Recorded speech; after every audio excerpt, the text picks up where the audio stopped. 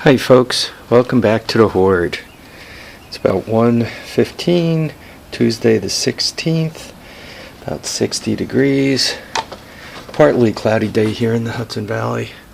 Let's see, let this thing get adjusted to the light. My batteries are charged, but I haven't been up here the whole time. That's probably going in and out. Looking at the sky, not bad. Nice windy day. I got the golf cart started. What I had to do was I let it charge overnight and cleaned the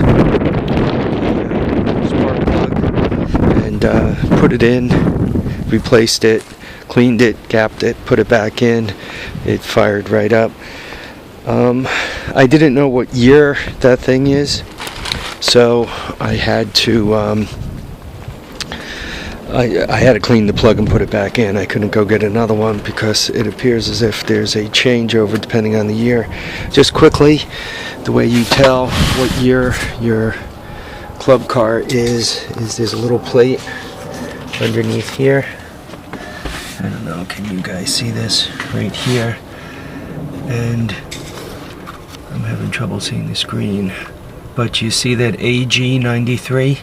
Well, AG, I think that means it was made in Georgia, Augusta, Georgia. The 93 is the year this thing was produced.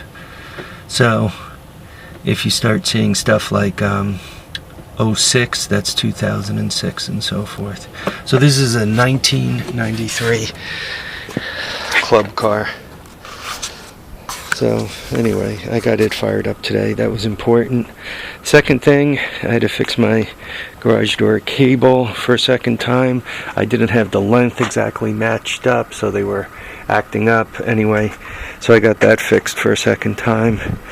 And I pulled the motor off of this thing. And as a matter of fact, this is going to be the topic of this tape.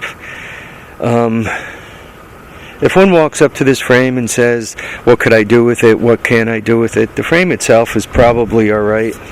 The forks seem to be okay. Obviously they can use new boots. You need I don't know, maybe you want a better headlight than that, but you should put boots on it. It appears okay. You look in here, you make sure it's threaded, right? You can see my finger there. And you make sure this side is good so you can put an axle onto it. So from a frame point of view, this frame is probably okay. From an axle point of view, start on this side. That looks like it's fixable. Threads are good.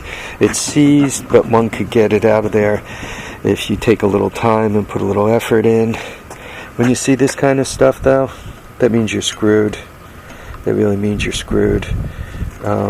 This is boogered up a little bit too, but when they're hammered like that, that's not a good sign. To me, that means he probably tried to take this off and didn't have any luck. He wouldn't slide out from the bearings. Bearings don't feel all that loose. One last thing on the rear ends. See these bolts here? You got 1, 2, and then to adjust the chain, 3 and 4. You got to make sure they're there. If not, once again, you got a frame, but you got to put an axle in. Axle's $100 item on the eBay. Plus, you got to postage it. Call it $150. So there's the frame. Generally speaking, I have enough bikes, complete bikes that have potential. So this frame is on the golf cart because it's about to go to the boneyard. I'm going to bring it out back. Over time, I might recycle these handlebars, maybe not. Probably at some point I'm going to need these bolts and these bolts. These bolts. So I'm not going to take it to the scrap metal. As in haul it away to be completely thrown away yet. But I am kind of, as I'm poking around here, making note of what it has. So if I need bolts or whatever, you got nice bolts down here. So given that this is bolted on, not welded on, that indicates that this is probably a relatively early bike. Probably 80,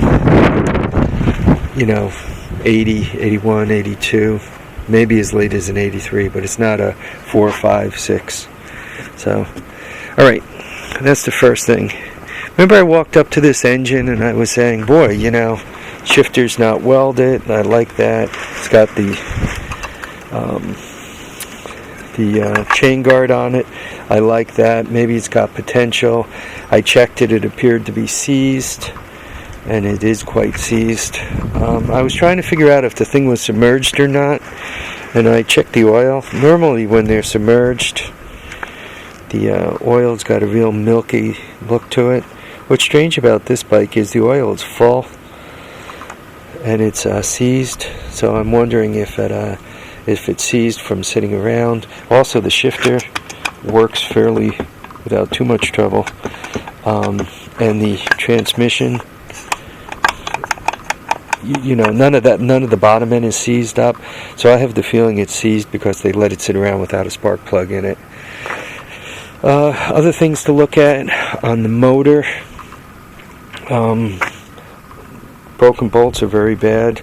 You can kind of get away with one broken cover bolt. You still got 3, but if you got more than one broken, start worrying.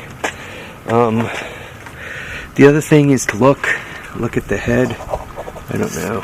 Can you see this? Yeah, now you can. I think you can see it. See, this is cracked here. This is where the second bolt goes in. It should look like that. It's cracked off. One might be able to get a couple of spins on a bolt in there to hold the side in. One might not be able to. If you can't, that means you got to replace the head. The head is, you know, head, valve, cover, the top end. That's a you know, figure $75 eBay item. So what I liked about this engine was, once again, it was wearing this cover. This is not welded. Had the cable, right, the compression release, all very good signs. Given the fact it's rock solid seized, probably sat without a plug, and you know, that's another setback. This guy over here is another setback. So what to look for when you find one of these behind the shed and somebody's offering you the deal of your life. Maybe it is, maybe it isn't. A few things to look for. Alright folks, live, love, and have a great time. Catch you on the next episode of The Horde.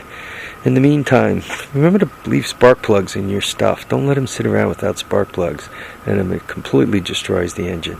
Thanks folks.